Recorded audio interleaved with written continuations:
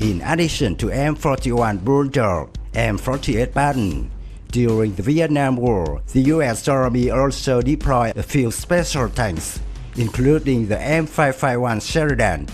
It was the most modern light tanks of the U.S. Army at the time. No generation of Soviet light tanks was comparable.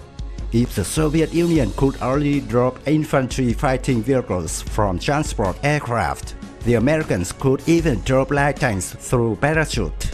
The M551 Sheridan is the last light tank in service with the U.S. Army.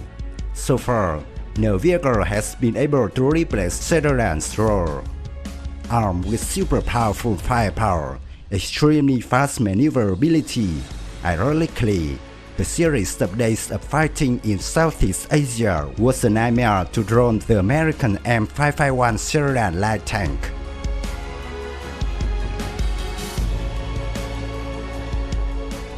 Talking about the power of M551 Sheridan, military experts said that it was a very special light tank. The development of M551 Sheridan tank began in 1959 by General Motors. It was a program known as Armour Reconnaissance or Airborne Assault Vehicle.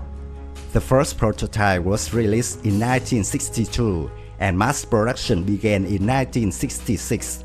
A total of 1,662 M551s were produced until 1970. Total cost of the program was $1.3 billion. The M551 was named in honor of the American Civil War hero, General Philip Sheridan. The M551 tank was created to replace the role of M41 light tanks and M56 self-propelled anti-tank guns in the U.S. Army.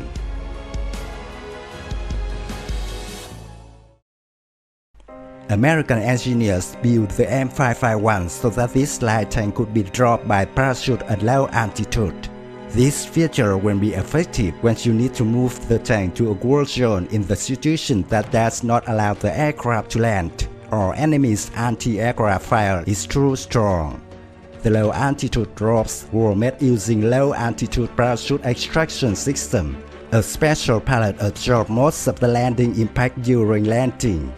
The Sheridan can be rigged for low-velocity airdrop from C-130, C-141, and the C-5. The crew does not ride in the tank during extraction, but parachute from another plane. On landing, they go to their tank, release the lights, and drive it away. In fact, the M551 was the only tank capable of parachuting by the U.S. Army.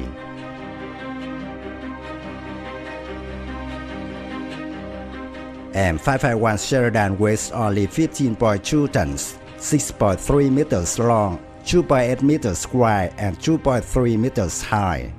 In exchange for this lightweight, Sheridan has only the hull made of aluminum alloy, like the M113 Armour vehicle used by the U.S. Army during the Vietnam War. The only steel part on the M551 tank was its turret section. The front armor of the M551 can withstand 20mm armor-piercing rounds. The remaining positions only withstand 14.5mm bullets. M551 Sheridan was also integrated with NBC protection system. The low-profile turret was located at the center of the upper hull.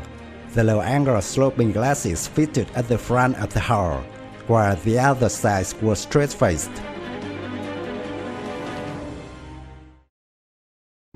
The M551 Sheridan used the 300 horsepower destroyer diesel 6V53T 6-cylinder turbocharged diesel engine. Engine and transmission were located at the rear of the hull. The suspension was of the torsion bar variety, and the check system on each side has 5 rubber tire road wheels.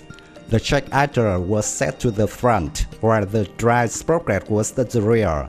No return rollers were provided for the tracks. M551 can reach a maximum speed of 70 km per hour on flat road. The operational range was 560 km. Due to its lightweight, the vehicle can wait after preparation and move across the water by its own 2 tracks.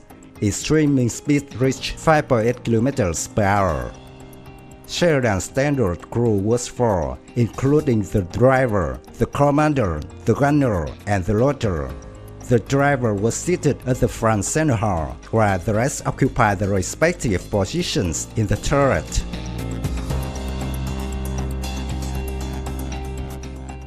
In terms of firepower, the M551 Sheridan was equipped with a 152mm short barrel gun, capable of firing ordinary projectiles and M551 Sheridan anti-tank guided missiles.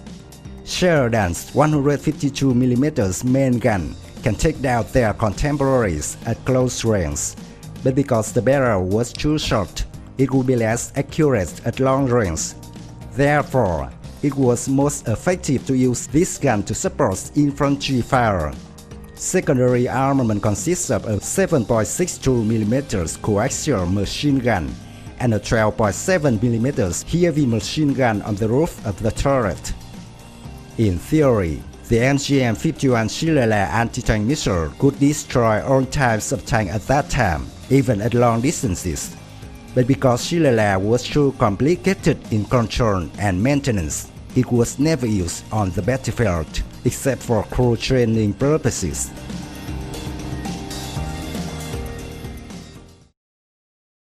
Thanks to its lightweight and compact design, it allows Sheridan to work well in mountainous, humid, and muddy terrain like in Vietnam. It was also Sheridan's first battlefield right out of the factory.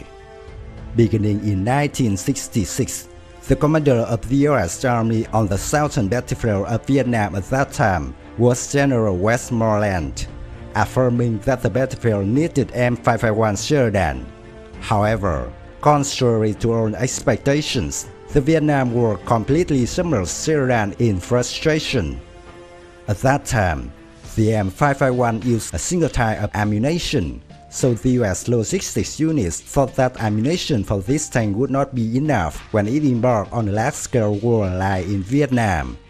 It was not until 1968, when the Vietnam War reached its climax, the U.S. Army fully prepared ammunition for M551 to join the war.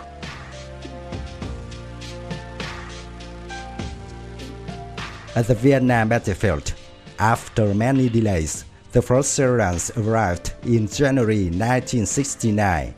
By the end of 1970, at least 200 M551s had been in South Vietnam.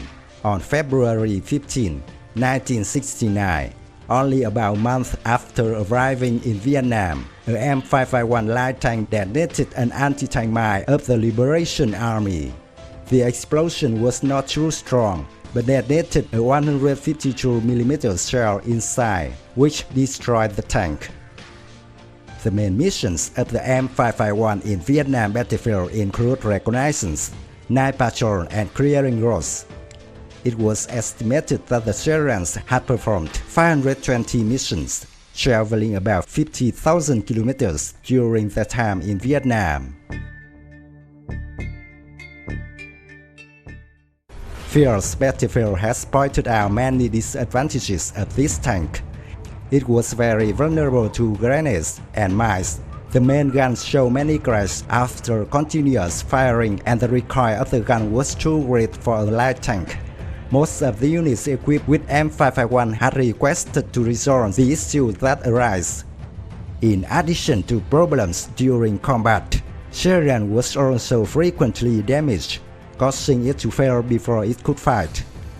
According to an American report, in February 1969, 74 M551s were sent to Vietnam, but only 3 months later, 16 serious mechanical errors were recorded, 41 failed shots, 140 failed cells, 25 engines were burnt.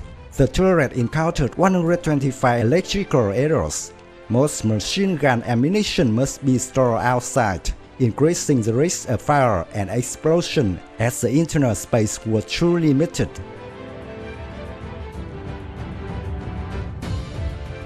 Another reason why M551 did not have success in Vietnam, there was no opponent to confront it. With a 152mm heavy gun, Sheridan never had a chance to encounter a liberation tank. Simply, The South Vietnamese battlefield was primarily a guerrilla war. Tanks of the Liberation Army first appeared in Village in 1968, very far away from where Sheridan was arranged. A tank created against tanks but without target to fight, of course not well known. It wasn't until 1991, during the Desert Storm campaign, the M551 Sheridan had the opportunity to fight tanks. Accordingly, it lost 6 M-151 missiles to hit the T-55 tanks of Iraq. However, compared with the glorious feat of M1 Abrams before Iraq's T-52, the achievement of the M551 was nothing. It was also the battle that put an end to American light tanks.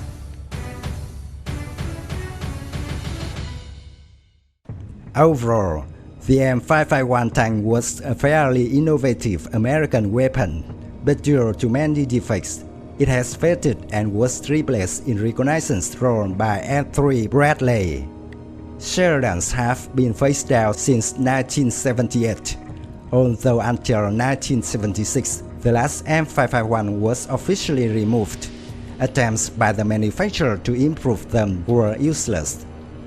Currently, the U.S. Army has not had a single light tank since the M551 Sheridan was retired in 1996.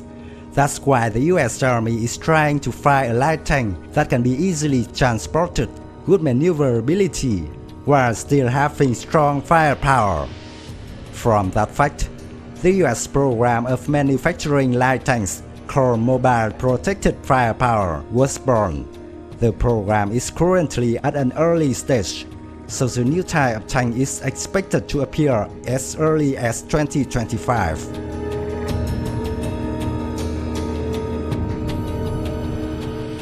My video about M551 Sheridan ends here. Thank you for watching. If you find this video interesting, please give me your thumbs up. Don't forget to subscribe to support the channel. Goodbye and see you again.